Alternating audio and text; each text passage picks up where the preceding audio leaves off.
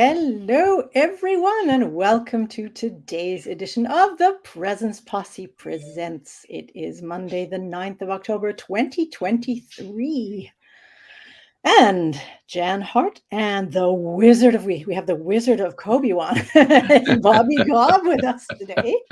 And I'm just still plain old Miriam Siegel. We welcome you to presence and the wisdom of the body. And I actually almost thought the wisdom of the body and the wisdom of Kobe-wan, because Kobe-wan is a wise wizard. So I thought we would start with you, O wise one, and impart some of your wisdom on the wisdom of the body. Yeah, we can save that until the end to see if I am able to actually emit any wisdom. However, I do love this topic. One of the things that I'm very fond of saying is the longest journey that we ever take in our lives is the 14 inches from our head to our heart. And I very firmly believe, and I think I've kind of done my best at least to embody it, that when we are living from the heart, which to me feels like we are living more through our body, that we are much more in harmony with the way life actually works. So this is a very exciting topic for me. I'm looking forward to today. I always look forward to being with you ladies. Aww. And the gentlemen when they show. And they show up. Yes. And Jan, this was actually your suggestion. So what were you thinking? What were you thinking? What was I thinking? I suggested this because I've been on a bit of a journey with this topic.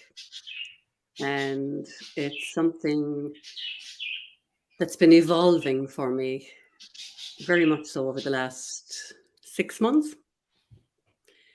And it started out about a coaching session that I put my hand up for in a program I was doing.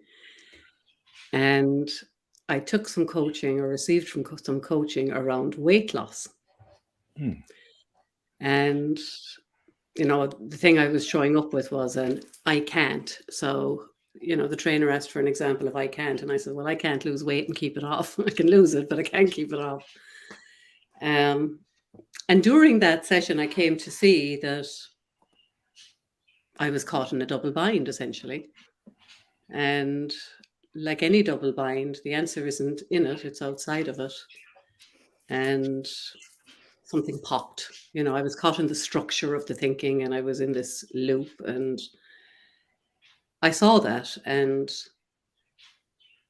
so what immediately happened for me was that all the busy-minded thinking I had about food and weight and clothes and people having to see me and the size I was and blah, blah, blah, it just kind of shifted. It just kind of went, boom, disappeared. Because the structure had shifted. And that left me with a much quieter mind and much more space in my body. And what I've come to see since then, and I won't give you a blow by blow, but where I've ended up is 6 months later, is that I've spent my life at war with my body, fighting it, resisting it, viewing it as letting me down. You know, why can't I be the same size as everybody else? Why can't I be the same shape? Why do I have pain? Why do I keep getting one autoimmune diagnosis after another? You know, what's wrong with me, this stupid body? Like, can't do anything right. And what I've come to see is that it was actually trying to be my friend, and is always my friend. And, you know, as I was putting on weight and feeling uncomfortable in my body, there was information in that discomfort and in those feelings. But I was just kept squashing down any discomfort with more food. And I didn't allow myself to feel any of it. and see what it might want to tell me or what messages it might have. And the same with the pain, it started off with headaches and a bit of aches here and there and just got worse and worse and worse. And, I can see now that that was my guidance just getting louder and louder, trying to wake me up. Mm. Um, and it's not that it gets angry at you like somebody else when I told you so, but it's just gently, persistently, lovingly trying to guide us back into a harmonious place of balance. Yeah. And all I did was push it away and fight with it because I didn't know. I didn't know what was going on. But now I do. And now that I do know, all I can see is the magnificence of the design that is the human body. Not its size or shape or color or age or anything like that. And that the body is always doing what it needs to do to call you home. I like that. And that it's a guidance system. It's the best friend I'll ever have. What friend do I have that will call me up every single time I'm off track in some way? In a really loving, supportive, encouraging way to say, no, this way. And now that I know, I feel like it's the best news ever. And I just want to go out and share it with people. And, Danielle, I see, is commenting, and Danielle puts herself out there as a personal presence coach. And what I'm coming to see myself as at this point on my journey is a personal peace practitioner, because I'm still practicing. I'm still getting the hang of this. I'm still on my journey, and it's deepening, and the insights are coming hot and heavy. And I'm ready to share this. This is something I want to bring out into the world, because I know so many people that have no peace with their body, whether that be, weight or pain or aging or menopause or whatever it is. But so many people are just in a level of discomfort and dis-ease with their bodies. And, like the wizard, it's like pulling back the curtain and showing people what's actually behind that curtain. I've spent a lifetime overriding my wisdom, negating it, pushing it away, because I didn't know that it was wise. I didn't know that this body of mine is a system of intelligence, and that it's made of the same intelligence that's creating universes and galaxies. It knows what it's doing. But little old me thought I knew better because I didn't know any better. And it's innocent. It's all very innocent. So that's a long answer to a short question, Miriam. That's why I proposed it. And I'm super interested in your thoughts on this, Miriam, but I just want to ask Jan a quick clarifying question, if I could. Yeah. Do you feel like you said, I thought I knew better? And from my point of view, I would phrase that a little differently. I would suggest it wasn't you thinking you knew better. It was your conditioning thinking that you were supposed to ignore these symbols. When I talk about conditioning, the phrases that come up most effortlessly are fake it till you make it, suck it up, power through, no pain, no gain, delayed gratification is the secret. It's like all of the little things, or not all, but so many of the little things in our language are subtly suggesting us to just ignore that wisdom and please politely do what we tell you to do so that you'll be a productive, compliant member of society. That's exactly it, Bobby. That's exactly it. It was the egoic, programmed, habitual little Jan that thought they knew better. Well, And that I'm Sorry, glad and that land. Go ahead. I'm sorry. yeah, no, that We're- does land, and thank you for the clarification. It's really important because who I am is not that. Yeah, and It's that later. single thing has been so helpful in the work that I do with clients to get them to release that conditioning more easily and more effortlessly. You know, when we think about it as, well, that's part of who I am, so therefore this struggle is justified. And the moment that we can create some cracks in that facade that has been foisted upon us and allow the wisdom of our body to start to flow through, Yeah. getting rid of that when we recognize, hey, that's not us, it's our conditioning. We've just been conditioned to have those ideas. I found that the ability to jettison that conditioning just becomes a little bit easier. Yeah. Well, I think the more we deepen our own understanding and grounding, it does become easier because we see more clearly, and it just becomes more simple all the time, which is amazing. And I was brought up to think, pleasure is good, pain is bad. So anything that was Yeah. uncomfortable was not welcome. And now it's all welcome because it's all life. And a lady I follow called Mavis Karn. I don't know if you've heard of her, I have. um, but she says you can't slip a thought past the body, and I love that. I do too. I have not heard that before. Yeah, and just stop and think about that. Like every Well, thought is reflected in the body. So anyway, I leave it there. Miriam, you've been very generous letting us hog the whole conversation. What are your thoughts?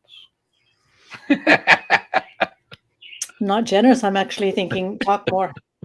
I would like to hear more. So you guys can certainly just keep going. Yeah,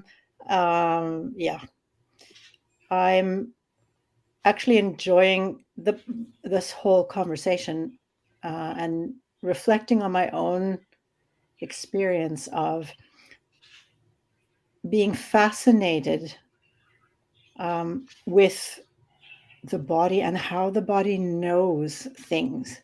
Like I can be plucking my eyebrows in the morning and notice that my hand knows exactly how to get the tweezers to go to exactly that hair, to pull it exactly that way, and how do I get, like, not even at the hair but underneath it in the one side of the tweezer and then over it on the other to pull that hair out? Like, how does that happen? So I find I was going to say I'm weird, but I don't think I'm particularly weird. I just notice stuff. And I find that very fascinating. Or how do I know when I look at something that it's approximately that distance? Or when I move, how do I know? I mean, even walking, when we just walk, and then the terrain differs, right? You get into, if you're not on the flat asphalt, you're all over the place, and your body just, I mean, my feet know, and my knees know, and my everything, it just knows. And the coordination, and I don't have to do anything. I don't have to think anything. Like a lot of times when I lead inductions and meditations, I will mention that you breathe, we breathe, and generally speaking, we don't have to do anything. We don't have to work to breathe. We just breathe. The breathing does itself. So, and how is that? So I find this whole body thing and body wisdom as a topic very fascinating. As far as eating goes, it's an interesting, I'm actually quite pleased that you brought that up. I was born prematurely, and I cannot remember ever having been able to eat without becoming ill. And my mother told the story of the first 8 months of my life, I just screamed constantly. And then the doctor decided that they would put me on regular food. So they pureed everything. And there's a list, actually, the little booklet you get when you're born with your footprint in it and everything. Yeah. Yeah. So in there's a list of food, like it says peas and it's crossed off, and then carrots and it's crossed off. And there's this list, and they kept going down. And then finally, my mother said they got to roast beef and potatoes. And she pureed the roast beef and she pureed the potatoes until it was basically drinkable, and gave me that. And the picture of me when I'm 1 year old, I'm so fat, but I stopped screaming. So this idea of food and illness and body reactions and stuff, it always sort of fascinated me, partly because as I've gotten older, and I've done a lot of work on myself and traumas and all of this stuff, we've spoken about this kind of thing in the Presence Posse for the past 2 years. And I thought that the more I don't know how to put it, the more I sort of cleared out my trauma, balanced my nervous system and all of that, the easier it would be for my body. Then I would be able to eat like a normal person. I wouldn't be having all these issues. And it just didn't happen. And I have never, it's like I didn't understand why that was.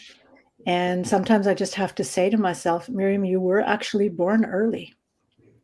And there may have been something that wasn't developed. And back then, I mean, I'm over 60. Back then, we didn't know what we know now. Might have been able to do something differently, but I have no idea. So this has never made much sense, but that is the only explanation I have. And just to mention another thing quickly, because I find it very interesting how the body, as you say, Jan, lets us know. So fairly recently, actually, it's coming on a year ago, I had a really, really, really bad experience. I mean, it was excruciatingly painful. And nobody, I haven't met anyone who has been through anything like that ever, but I have met someone who understands it somewhat, theoretically speaking. And my body let me know that it was way more than most humans would be able to handle. I ended up with basically practically overnight stomach problems, breathing problems, skin problems, digestive problems. It was like everything all at once. It was a very interesting experience. And that has, as time has gone on and I have cleared out a lot of it, gone away. So it's interesting how I think sometimes this sort of unlocking thought patterns and belief systems and even injuries that are connected to some sort of reaction, unlocking those can recalibrate our system enough that it alleviates some of those things, the physical part, and our body will let us know that this is not right, this is not okay, you need to look at this. And other times it might take longer, it may never happen. And then it becomes being present to what is there, listening to what is there, and accepting, and maybe even welcoming. I'd like to think of it like that. I welcome what is there. I meet it with love. I thank it for letting me know. And that is my way of living with it. Yeah. No, I like that, Miriam. What you said there at the end, because, we need to bring things into the whole. Everything is part of this one whole. And we try to keep things outside it. I don't like that pain or that sensation or that whatever. But by nurturing it and embracing it and bringing it back into the whole and allowing it to be there and welcoming it, like you say, it frees it up to flow and move again. It clears the logjam. But, and what you were saying earlier about, when you had that incident and the pain, and then you had all these other things going on with skin and tummy and that, I mean, to me, that looks like, the body is doing the perfect thing. It's sending the energy where it most needs to be. And, it's clearing out what it needs to clear out as best it can. And sometimes that's uncomfortable and painful. But your body was letting you know, I'm working on it here. I'm doing the best I can. and it's time to just rest while I do this. And, when we know how to listen and we hear, it comes through on its own. Um, and, the other thing that I think is very, very common is this case of mistaken identity with bodies. We're not our bodies. We're the person who lives in the body. Right. And who sees and hears and feels and experiences everything that's going on in the body, but we're not the body. And I think when we can give people a little experience of that, or a little taste of that, it helps to open up their system to allow maybe something new to come through. And like this thing of you can't slip a thought past the body, if we were very simply just to think about something that we're a bit worried about, or that we're not looking forward to, or that, we can immediately feel it somewhere in the body. It might be the chest, it might be the tummy, it might be a big toe, who knows, but you will feel that, because you can't slip a thought past the body. As soon as I'm thinking stressful thoughts, the body is telling me, this is how it feels to think that way. Wow, This is that the is so experience. beautiful. Yeah, I have a story around that I would love to share. please do. I just traveled back to Florida, so I was reconnecting with some of my old friends. I've been up here for 5 years now, and that's only my second time back in 5 years. Yeah. So there was a lot of really good reconnecting. And one of my good friends who I used to work with is going through some challenges at work, and he started to kind of vent. And it was kind of an area that I work in. So, I immediately put my coach's hat on, and he noticed me do that. He noticed the shift, and he just put his hand up and said, I know this is your area, but I don't really want or need any coaching right now. I might at some point. You're somebody that will understand what I'm talking about, and not that many people in my life do. And I think it would be just helpful for me to verbalize it. So I said, wow, sure. And, I'm thinking, well, I can sit back and I don't have to do anything but be here.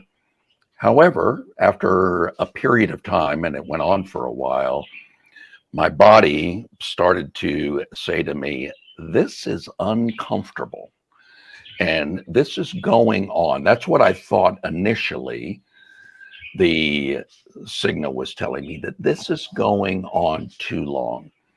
But you guys have heard me say a million times, our feelings are never telling us about our circumstances, rather their wisdom. So I am conditioned in myself well enough that usually the moment that I start to think that, it kind of interrupts my pattern.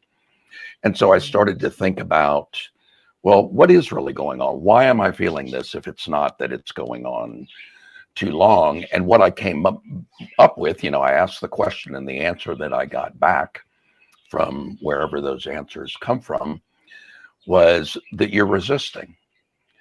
And so I started to just kind of think, well, what am I resisting? And you're resisting having to listen to this story and not being able to do anything about it. And that's not how you're wired, because you're a fixer. So I'm resisting being kept in the bullpen, so to speak. But then I just zoomed out and I said, well, on a larger level, then what's happening? And what was happening was a friend of mine is going through some problems, and he has recognized from the wisdom in his body that venting would be cathartic. And I think, and this is now my imagination, but I think once initially I loved it, then I started to resisting because I wanted to fix it. And his presentation of the story became more emphatic. And I didn't say anything, or at least I don't remember saying anything. But he got the level of intensity amped up. And in the rearview mirror, after the event has passed, I began to wonder, well, was he just becoming more emphatic because on some level, an other than conscious level, he was picking up on my resistance, and he's thinking, well, I need more emphasis to be able to get this message out. And kind of once I realized that I was resisting, and I just saw it as a friend who I genuinely love. I love this guy. He's been my friend for 30 years. Can I just sit here and be of service to him and just listen without fixing? That answer came back, well, yeah, of course you can. You don't have to fix every little thing that you see. And my resistance stopped, and his need to be emphatic very quickly. I mean, like within minutes of me deciding not resisting, I noticed that he was like back to the way he began. And I thought, well, isn't that interesting? And in about 15 minutes after that, after I stopped resisting, all of a sudden he's like, well, I guess that about covers it. And I don't know what to do about it. And I may come back to you. This is him talking to me, looking for some advice. And thank you for, just sitting there and letting me vent. And we went on and did lots of fun other things. And that moment had passed. But that was it was uncomfortable enough for me that it caused me to look back and review and kind of, replay the game tapes of what had actually taken place there. And I feel like some pretty powerful insights came out of that. And it just reaffirmed that our body is wisdom. I think we've all said at one point or another that we have asked a client when they've given us a very logical, rational story about what's going on. We've said some version of, well, that's what your head has to say about it. But how does your heart feel? And what does your gut tell you? And I'm now asking sometimes, if you looked at this situation from the perspective of infinite mind, what might you notice showing up a little bit differently? And it is not unusual, and I'm guessing you guys have had this experience, that the mind, the heart, the gut, and infinite mind have 4 different perspectives to bring to bear on the conversation that we're having. And, it creates the space for people to really explore the wisdom that they're being told.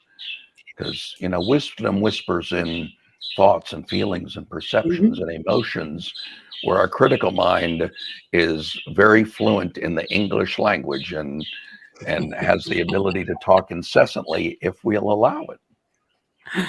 That's so true. Thanks for letting me share that. Yeah. 2 things. Sorry, Miriam, did you want to jump in? Or? No, please continue.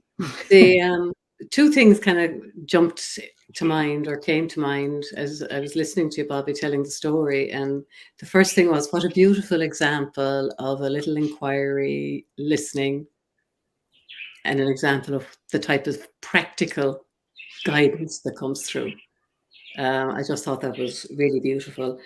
And it's so important in this whole presence game, quieting ourselves down, calibrating where we are, by listening to the signals of our body. And it's when we do that connection becomes possible. And as you were describing, as soon as you dropped your resistance and calibrated to what was going on, your friend picked up on that and his resistance dropped, or whatever was going on for him, and you guys connected and had a beautiful conversation. The other thing, and I hope I can say this in a way that doesn't offend you in any way, but this fixer thing that you spoke about. I mean, I always saw myself as a problem solver, and in the last year, thereabouts, I've kind of come to see I don't want to fix problems anymore. I want to be a creator, and I want to be a co-creator with other people. Because what I've come to see is that when I'm trying to be a problem solver and a fixer, that's actually very disempowering for the other person that I'm with, or the people that I'm with. Because if I have if a greater part of me is this greater intelligence, and I have everything that I need within me, then so do they. Yes. And by trying to be a fixer and a problem solver, it doesn't meet them in that place, I find. It's a subtle distinction, but it's just something that's kind of come to me over recent months.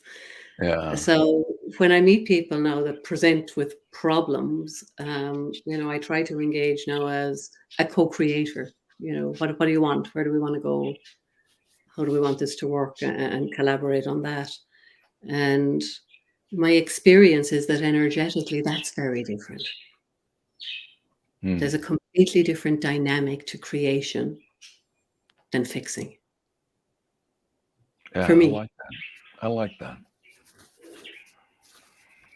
Yeah, So, and I kind of see myself that way, although I do notice that many people start conversations off saying, I don't need advice on this. So my conditioned avatar as a fixer is something that I'm evidently still working through, because that still is showing up.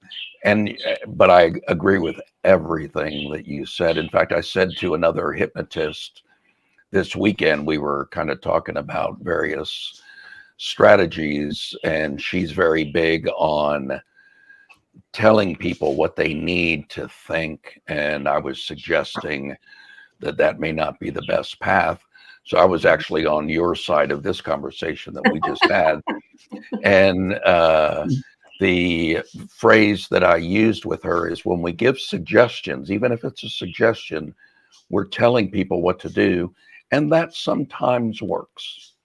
Yeah. But if we take the co-collaboration process that, you're embracing so fully right now, then we are helping them reach their solutions and empowering them to understand that they also have all of the resources that they need. And people will accept without resistance the conclusions that they come to on their own. When they have that flash of insight or that aha moment, it's like, this is it. Because it comes with the knowledge of the body. That little bit of information is delivered with the embodied wisdom that this is your next step on your current path. Yeah, and that's all we ever need to know is the next step. Yeah. Another thing that you talk an awful lot, Bobby, is the whole culture and the consumerism and all the marketing that goes with that, and the I'll be better when and you'll be better when and all that. And somebody sent me a quote recently, and I'm just going to read it because I thought, in terms of what we're that conversation this evening, I'd be curious on your take.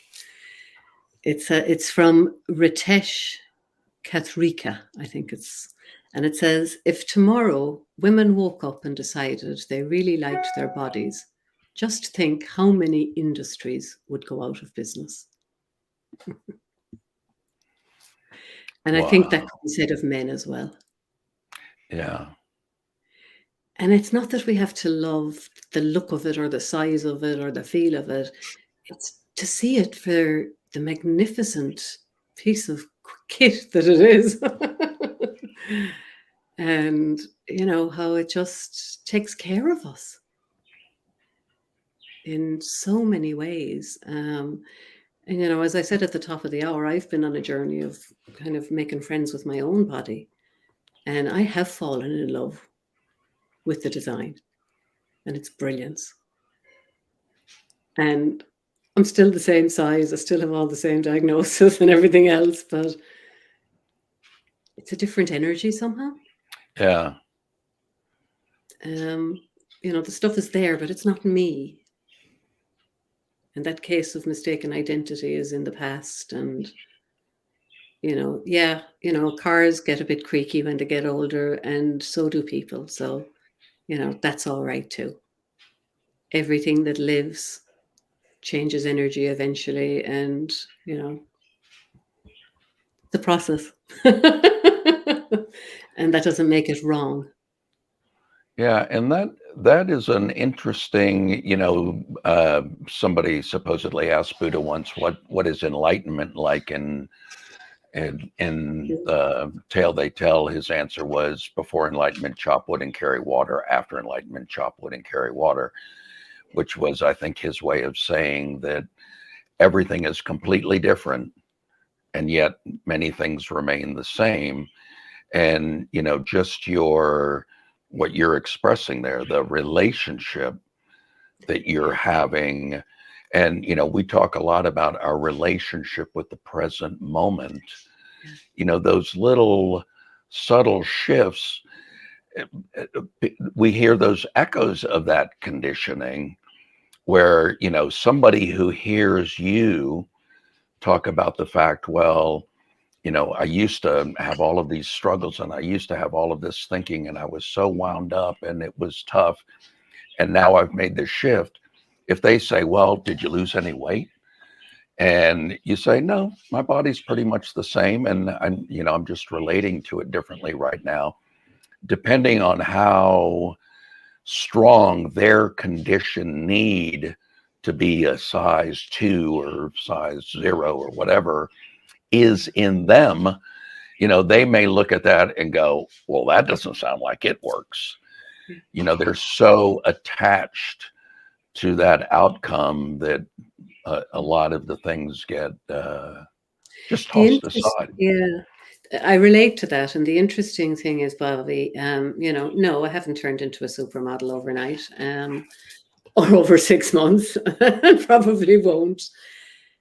But the more I befriend my body, the more I seem to want to take care of it and take better care of it and service it like I'd service my car and take it in for its MOT and give it oil and proper good fuel and that. And yeah, I've lost a bit of weight, not a huge amount. And that may or may not continue.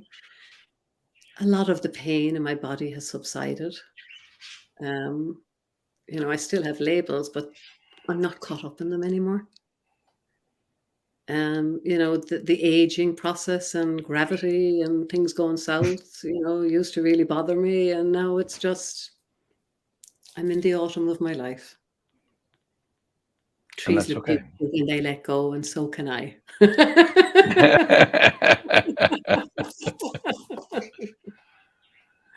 Yeah. So Yeah. it's a different relationship. It's a different paradigm. I'm going to come in here actually because I'm just enjoying listening to the two of you, and I have some thoughts. I heard you say earlier, we are not our bodies, we have our bodies. And I'm the one in the presence posse who is her body.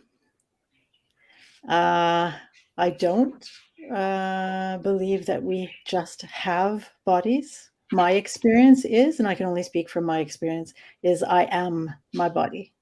I have body consciousness and I have awareness. And I'm not here in this world, in this dimension, without a body. And my body is part of my self, my communication, my being. This is different than I identify as my body. I identify with my body. But I am definitely my body because I am not me without it in this world. So, and my experience again, also as working as a therapist, and I use a lot of action methods, it is the body will say exactly the same thing as the mind. And the body will say other things like, this is where you need to go, that the mind will not yet. And that's all me. So just so that people understand where I'm coming from when I say I am my body, it doesn't mean my identity is my body. It means that all of me includes my body and its wisdom. It is me. As my consciousness is also, I am consciousness and I have consciousness. Yeah. So Yeah. Um, No, that's lovely, to Miriam. And I think, the distinction there is it's part of me in this dimension. Yeah, because I'm not me without it. At least this is how I am in the world. And it doesn't Absolutely. really matter. It's just that's me. I am recalling, and I come back to this experience that I've had recently because it has been very interesting since no one else has had it that I have been in contact with. And I know a lot of people. Some people, I know one person who is close to it, but not anywhere near it. So what I noticed happening is when I spoke to people, they could not relate, but tried to from their own experience. And the reason I'm bringing that up is this idea of fixing, because there were people who wanted to offer some sort of help and had suggestions or told me what to do, or even if quite, which I thought was really funny and quite lovely, actually, sort of trying to bring me into presence as if I weren't. The whole sort of, well, it's a thought, and I noticed this experience of, because my body was already taxed beyond its limits, I could feel it was almost like pressure from people. This, Bobby, like you're talking about how this man picked up on a slight shift in the energy, however you want to explain that. I could feel this sort of almost like a pressure. Yeah. And noticing how I would become ill within seconds of speaking to people. A slight shift in what it and noticing that was happening, and my almost immediate need to push them away because it was already too much, and then it was getting worse. Yeah.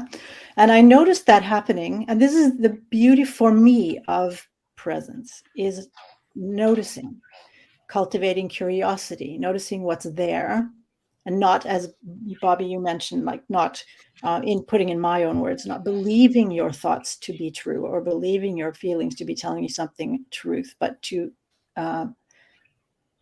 listen to the wisdom in it. Let them teach you. So what is my body telling me? What are my thoughts telling me? So I noticed I very quickly picked up on the other person's intention. I understood very quickly that other people did not understand what I was talking about. They did not have that experience. They could not relate. And I even noticed they didn't vibrate at that frequency at all. There was no bodily recognition at all between me and other people. And that was very important for me, because there's no point in me getting emphatic, like Bobby, you described with your friend. There's no point in me getting emphatic and trying to push my point, because they don't understand and they can't hear. They can't even imagine how agonizing and overwhelming the experience was, and what needed to happen in me. But what I did notice then was the acceptance of that situation. There is no recognition whatsoever. And I noticed their good intention. You call it fixing, Bobby. I hear you call it fixing. And yeah, okay. And I hear a goodness and a love and a care in that impulse, urge, whatever you want to call it, to fix. It's, I have something I think I can be of service. I would like to offer that. And yeah, maybe push it on, maybe not, whatever, doesn't matter. As long as I was in contact with myself, it didn't matter, because I could set my limits. And so I actually chose to stop talking to people about it and find some other ways to deal with it. But I'm very grateful for that ability to stay present and notice what my body was trying to tell me and what my thoughts were telling me, because I could open and allow and give space to the beauty in the other person's wish, to put it that way, intention to help. And then I could meet them in that as thank you. I'm going to this is not what I need at this time, but thank you for your intention. So that, is one of the most beautiful things of being able to stay present in challenging situations to the degree it's possible. That is seeing the other person, noticing that generally speaking, there is love somewhere.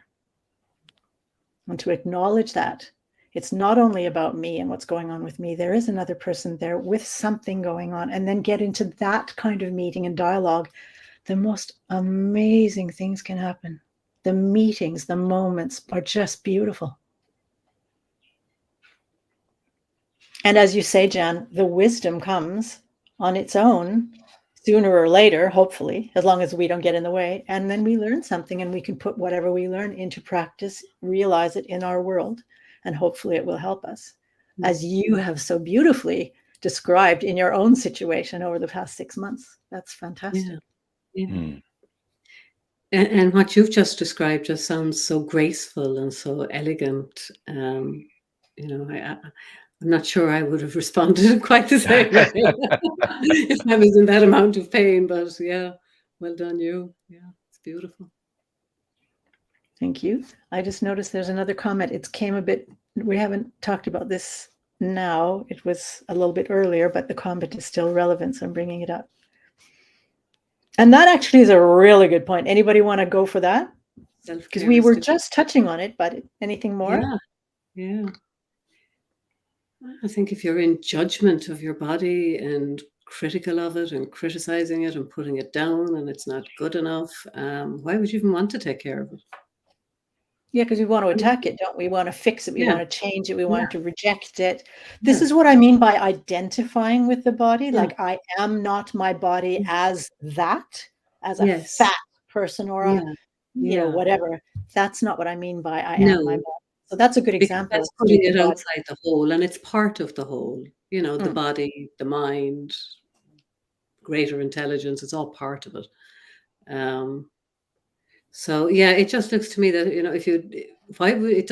wouldn't look like it would make sense to invest time, energy, and resources into taking care of something that's just a stupid, broken down thing anyway. But the thing is, though, people do actually, in some cases, trying to fix themselves, perhaps invest a lot of time and money going to the gym or doing whatever or even starving themselves or not starving themselves to fix a stupid body, where something would generally be considered healthy, like working out or whatever, but in that particular case may not be, because it is done with the intention to reject. To fix or reject. And I think you're onto something there, because maybe that's why people don't get results. If that's the mindset and they're in total resistance to being in the gym, eating healthy, taking care of themselves, why do I have to take care of this stupid body that doesn't work anyway? There's no peace in that. And in my experience, physically, that leads to a lot of inflammation in the body. And when the body is inflamed, it holds on. It doesn't let go. Well, and if you're approaching something from the point of view that I love my body, I want my body to be healthy, I want it to last, and therefore I'm doing these things that I enjoy, versus, I really need to keep in shape. I've got to stay at, 180 or whatever the goal weight is. And if I'm not there, then I'm not successful and people are going to think ill of me. Just the energy that we would then be bringing to the proceedings through those two scenarios is vastly different. And, a lot of healthy people, I love hiking. I love being out in nature. And it happens to also be a great workout. But I never once have gone on a hike thinking, I really need to log 5 miles today. And, I'm just out there wandering around doing things, using my body in a way that I love being, and I love in a place that I love being out in nature. And there are certain health benefits that are just a happy side effect of the pursuit of doing something that I love. And, I mean, you affirmed, Jan, that, even though you haven't suddenly become a supermodel, the relationship that you're having with your body and your desire to nurture and to love and care for this part of us is just kind of a natural outgrowth of that Just makes improved sense. relationship. Yeah. I heard a quote. I think I might have posted it on Facebook, although just scanning up my timeline, I couldn't find it, so I may not have. But somebody said that a musical instrument is a tool, but it is the energy that passes through it that enlivens it and produces the music. And our body is that instrument. It is the instrument through which we're able to be a spiritual being having a human experience. And the separation that I make, Miriam, although I feel like I'm very aligned with what you said, was that I feel like I am the animating energy that passes through my body. And our body is very much a process. We've been on this call for almost an hour, which means that we've all made roughly about 7.5 billion new red blood cells in the last hour. And since the amount of blood we have in our body remains kind of constant, we have also eliminated 7.5 billion cells that used to be red blood cells and are now something else. In the ether. So just a slightly different perspective, but it's the one.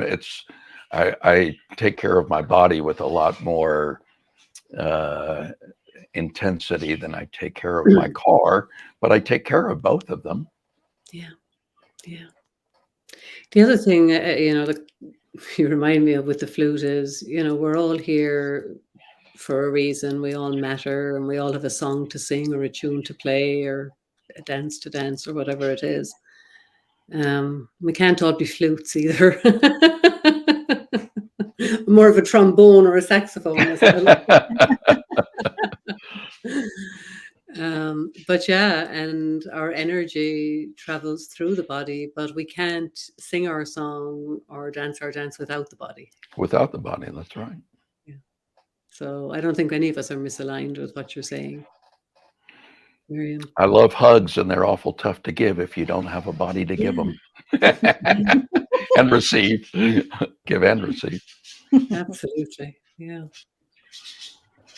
Yeah. Well, Sorry, go ahead, Jen. I was going to ask, are there any other comments?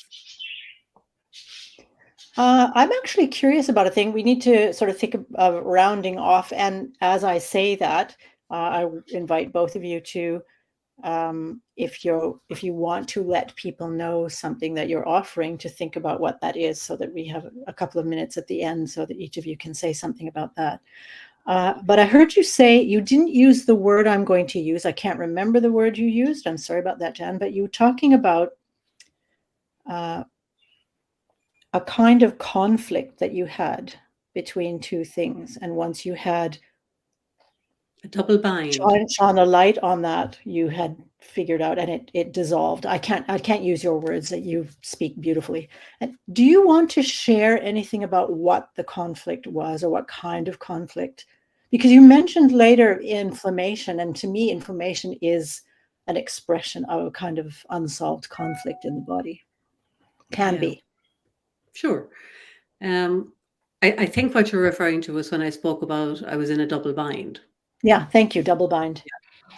So, the nature of a double bind is, in my case, on one side of it, we've got, the spinning theme of I'm going to be good, I'm going to be good, I'm going to be good, I'm going to eat healthy, I'm going to exercise, I'm going to do all the right things. And then the pressure builds up and builds and builds and builds. I can't do this anymore. And I hop to the other side. Oh, I'm going to eat whatever I want. I want my freedom, to hell with dieting and exercise. I'm going to do whatever I want. And then I look at myself one day and I can't do that anymore. And I hop back over to the other side. And the only place there's peace is in the moments of hopping. Mm. And the rest of the time, you're just building up resistance. And I was going from one to the other looking for the answer, which I was never going to find. And it was only when I actually was able to kind of see that that was what was going on that I kind of go, holy crap. I've been doing that for 50 years and trying to figure out in my head what the heck was going on. And it was just the way I was coached through that created an environment where I was able to have an insight come through, and it did. Beautiful. And that was the beginning of it. And it was when I saw that was what was going on, I was kind of going, okay, so I need to be more present. I need to start listening in for, when the pressure is building. I need to be clear on what it is I want and what is freedom, and looked at the structure of the thinking that was going on each side, and just could see what was going on, and that I was creating that, and that I didn't have to. And that the answer was to create a new way of being, with myself, not eating and exercising more or less. That wasn't the answer. And the answer wasn't outside of me. The answer was inside of me. Beautiful. Beautiful. So that was the beginning of it. I thought it was wise to ask, because there may have been some people who could use that information and look closely at what's going on with them, because ambivalences can be quite we think we know, we think one or the other, and we don't notice that they're actually fighting with each other. I brought that up to a person I knew, where her mother would say, finish what's on your plate. You have to finish what's on your plate. And I said to her, what do you think she's going to say to you when you do? And she looked at me. She had no idea. But then the father chimed in and said that she has to go on a diet to lose weight. And I went, exactly. Eat up your food. Now go on a diet. And the mother was doing both of those things to that person. And the person had never noticed. You talk about 50 years, right? So the things that happen, and we don't know, we're one or the other, and don't notice that we're being fed both and they're fighting each other. Yeah. Another case, just to mention. Miriam, what came after that was another insight that was a habitual way of being in the world for me, and of thinking this or that, either or, black or white. Yeah. And now that I have that awareness, it's cleared so many other things as well. Beautiful. Because the pattern, the way we do one thing is the way we do everything. So and it's just come in all sorts of flavors and different places in my life. But that double bind could be anything. It doesn't have to be related to your body. It could be anything. It could be around money. It could be around, love, in romantic relationships, any relationships. So I hope that is helpful. Yeah. Thank you for saying that, because there are a lot of cases of ambivalence that people don't understand why they're so-called stuck. And it's just they're actually in one or the other, and they don't know how to move forward because they don't notice that they're actually in one or the other. So that's something we can come back to in the Presence Posse. Yeah. Yeah, I think there's still a lot of meat on this bone. Beg pardon? I said, I think there is still a lot of meat on this bone that we could we could have a part 2 for sure. We could definitely do that. I'm thinking Jan could run a class. Well, thank you for entertaining me putting this topic up this evening. And I suppose to bring it to a close, I am creating a program around this. And it's going to be, making friends with your body, or having a kinder relationship with your body, or something of that nature. Because it's close to my heart in a lot of ways. I mean, I can see now that's why I experienced burnout repeatedly, because I didn't know how to listen to my body.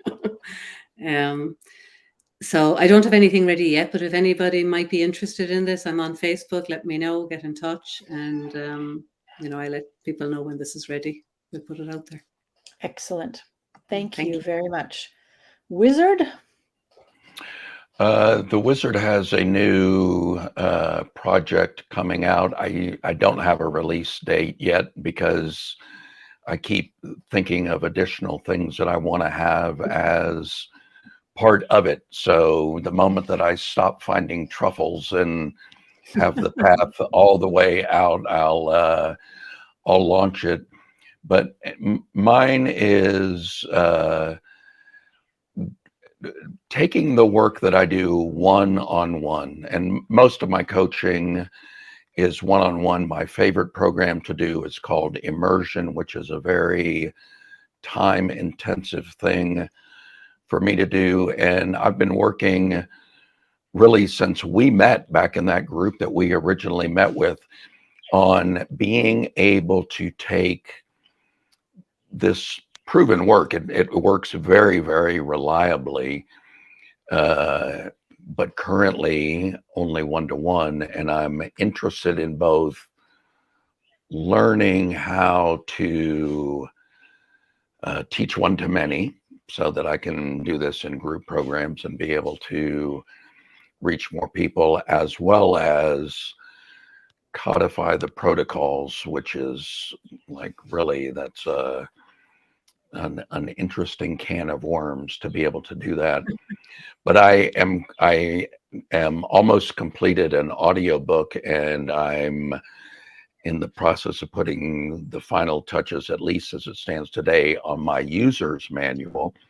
So I'm hoping by year end I'll be able to announce that I've begun running a class and making it available.